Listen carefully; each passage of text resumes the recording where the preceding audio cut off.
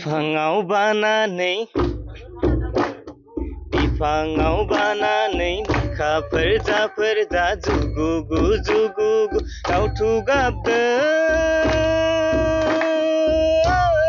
हनै आगै दुखारु दावथु गाबदों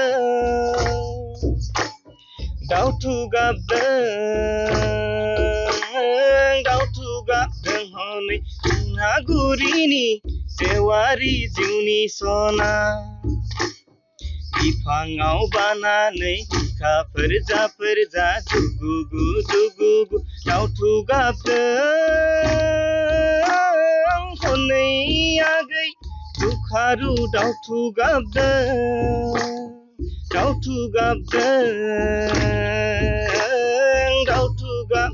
आगै मैनागुरिनि जेवारि जिउनि सना।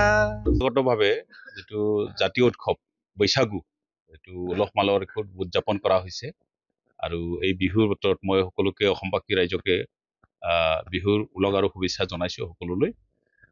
যেহেতু পৰম্পৰাগতভাৱে বিহু আগৰ পৰাই চলি আহিছে আৰু চলি থাকিব আৰু সেই ধাৰাবাহিকতাটো বজাই ৰাখি পেলাই আজি যেহেতু গৰু বিহুৰ পিছত যোৱাকালি আমাৰ গোসাই বিহু পূজা পাতল গুচি গ'ল, আজি ঘৰে ঘৰে গৈ হুঁচৰি মাৰিব।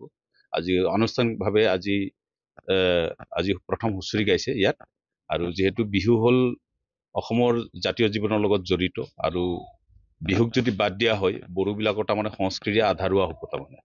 যেহেতু আমি এই বিহুটো আমাৰ ধৰ্মীয় পৰম্পৰা আমাৰ সংস্কৃতিৰ লগত জড়িত, গতিকে এইটো ধাৰাবাহিকটো বৰ্তাই পেলাই আজি হাতীজান গাঁৱত ডেকা গাভৰুসকলে প্ৰতিটো ঘৰে ঘৰে বিহু মাৰিব অহা 7 দিনলৈকে এইটো চলি থাকিব।